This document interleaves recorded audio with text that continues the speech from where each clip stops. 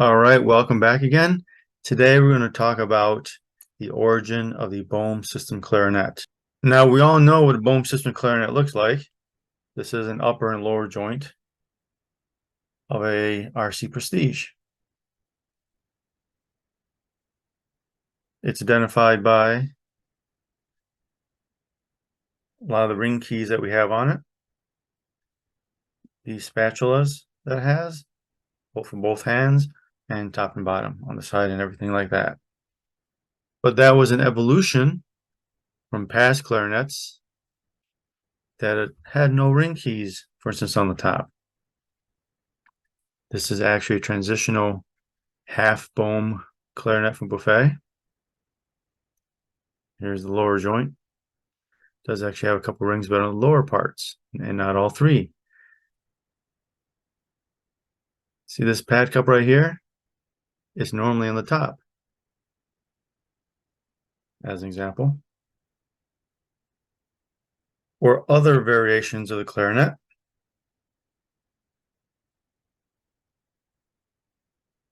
This one has 3 ring keys on the bottom, a couple on the top, with some half Boehm fingerings on it, including all 4 trill keys. Of course, there are even earlier clarinets. This upper joint here, you'll see, has only 3 trill keys.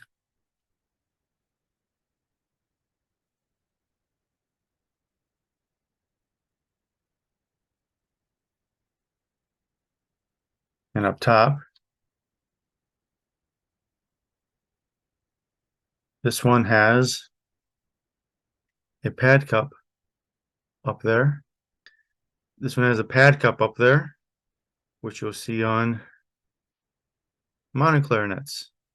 The pad cup underneath the throat key. This lower joint shows some of the earlier versions here. This actually had flat spatula keys, like you'll see more common on a saxophone. But it also had real long keywork.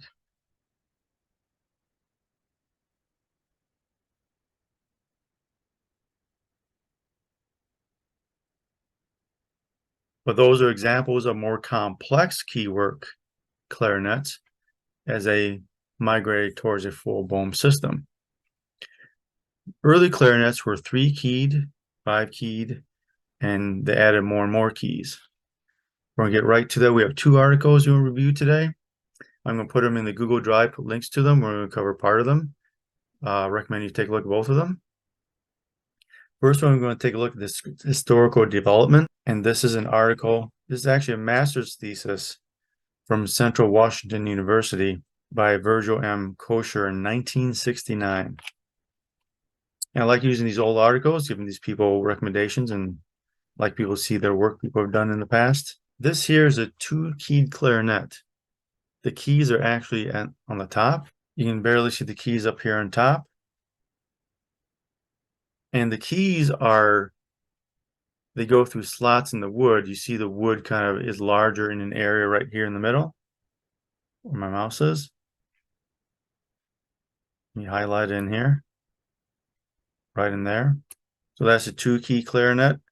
The keys actually go through a wider section in the wood. If you ever seen a box clarinet, there's a slot in the wood, and they put a pin through the wood and through the key to keep it there.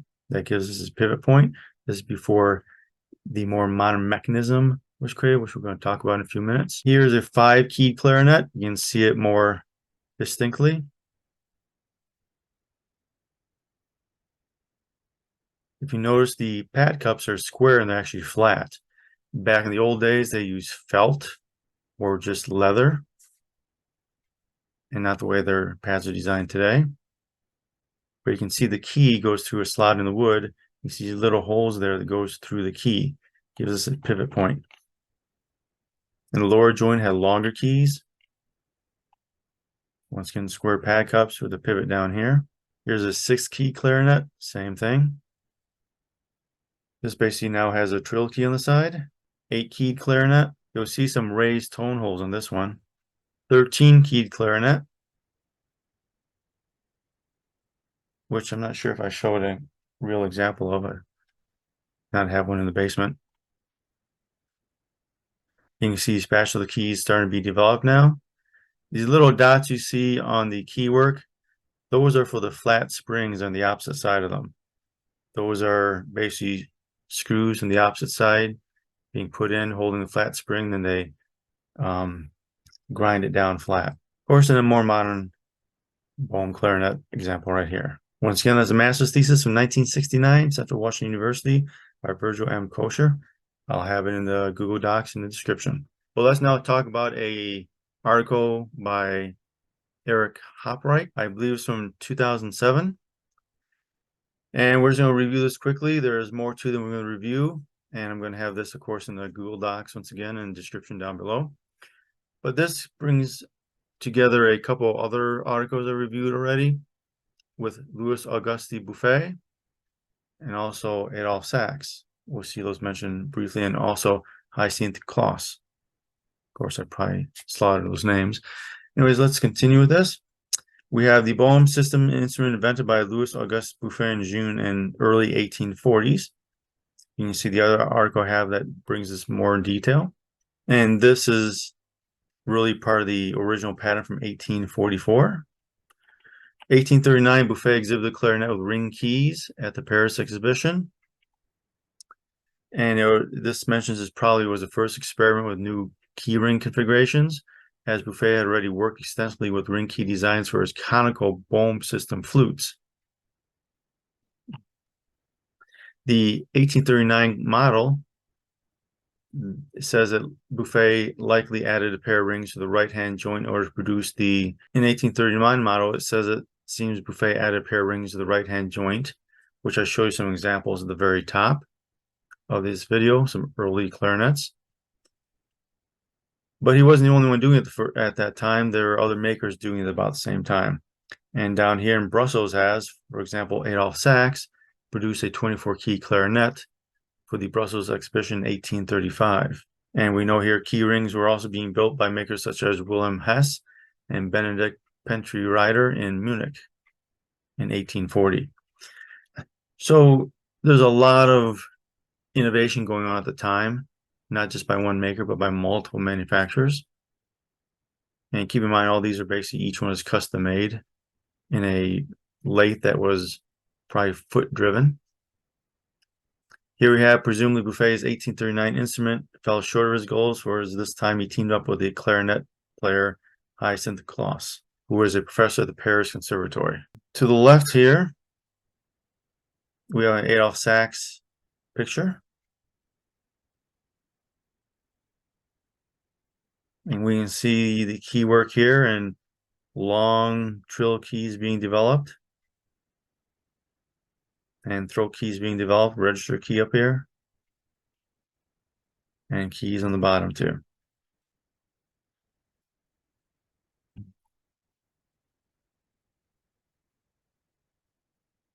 This goes on to talk about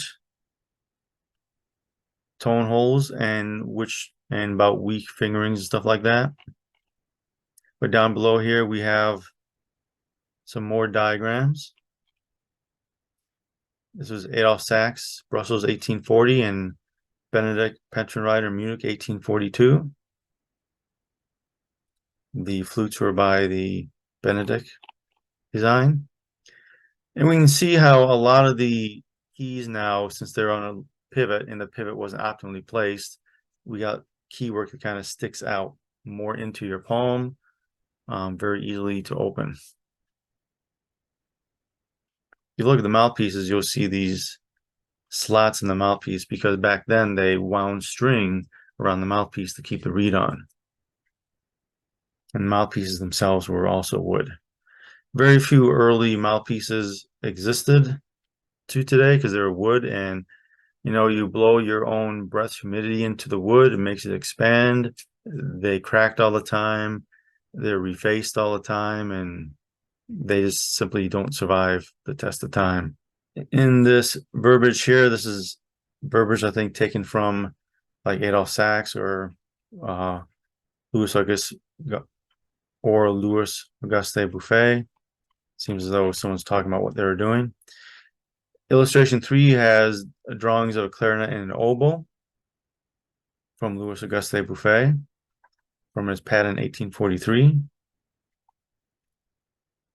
Down here has Buffet's concerns to create an instrument that was absolutely even in sound, perfectly in tune, and convenient to play. You'll get people today who would complain about that. Anyways, the basic continues on, says the well-established Mueller system clarinet with 13 keys was by this time clearly outlived its usefulness, even its incarnation as the Albert system clarinet. So we see the Boehm system was developed really in the mid-1800s and evolved ever since then. Continuing on to the next page, we have Buffet developed other aspects of the instrument's design, such as mounting keys between the pillars, screwed directly into the wooden body of the clarinet, and inventing the needle spring in order for the ring keys to move smoothly and freely.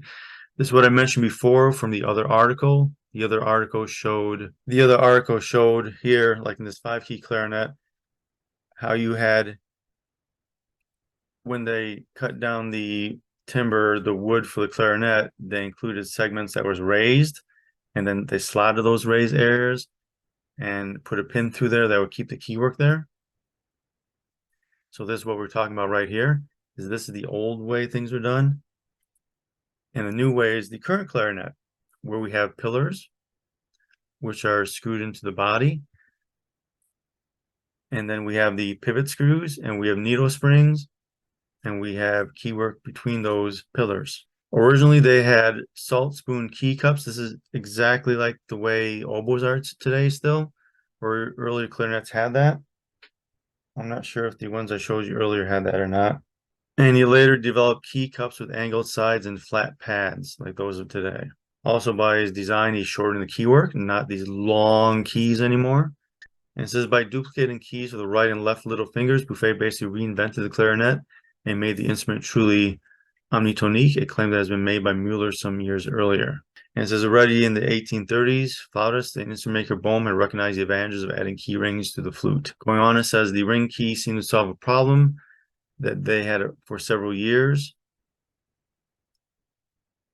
And when Auguste Buffet took up Klose's ideas and applied them, you get more of an instrument that professionals, amateurs like, and evolved into what we have today.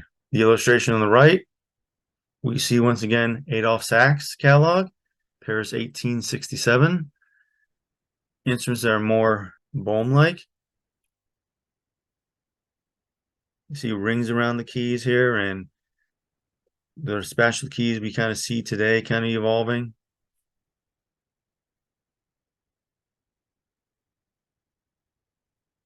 You know, Adolphe Sax is known for his saxophone. In one of the last articles I just had, I mentioned his large brass horns. And I'll be having another one about his methods where he tried to redevelop the way manufacturing was. A true innovator at the time, just like Auguste Buffet and Klaus. Anyways, going on, we got the mark in here. Henry Lazarus, who played on Albert clarinets, wrote about the Boehm system at the time. Basically, the new improvements, and as the Henry Lazarus at the time, who played on an Albert system, and we have the problem today. We have, clarinets that try to evolve things, and even saxophone designs as well try to evolve things. And same problem here is on his appearance, it was rejected, as generally are all new improvements, right? Same thing. Try to improve the clarinet today, other than what you visually see it as, usually gets rejected. Let's look at all the alternative keywork systems we've had over the years. The artists who, being ill disposed against a little trouble in the change of fingerings, left it abandoned for some years.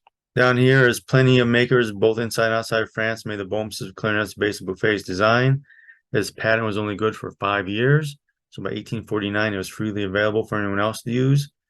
Even Adolphe Sax, whose own clarinet with ring keys, had approved of Berlioz and the other luminaries offered Boehm system clarinets in his 1867 catalog. Here we're looking at a catalog on the top right here, illustration 6 from Heckel clarinets from 1936 catalogs. And you'll see Boehm System models on the right-hand side.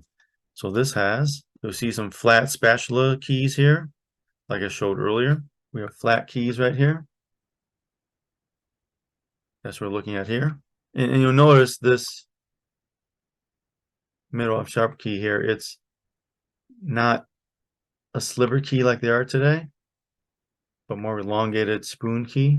But as you move from left to right, you'll see more and more keywork added. You even see basically what's considered like a full Boehm today, starting over here, fourth from the end. And these all have, as you can vaguely see from the sketch, ring keys and all the regular normal spatula keys. So we can see the design of the Boehm clarinet was really a early 1850s design. It goes back probably further than most people thought it was. And a lot of people probably didn't know Adolphe Sax was involved in clarinet design work too. Most people just give the information to either Buffet or Klaus for doing that. So a lot of good information here about the history of the development of the clarinet. Once again, I'm going to put these 2 articles in the Google Docs and I'll put a link to them. I hope you like this quick article. Don't forget to give it a thumbs up, like, share, and subscribe, and we'll see you later.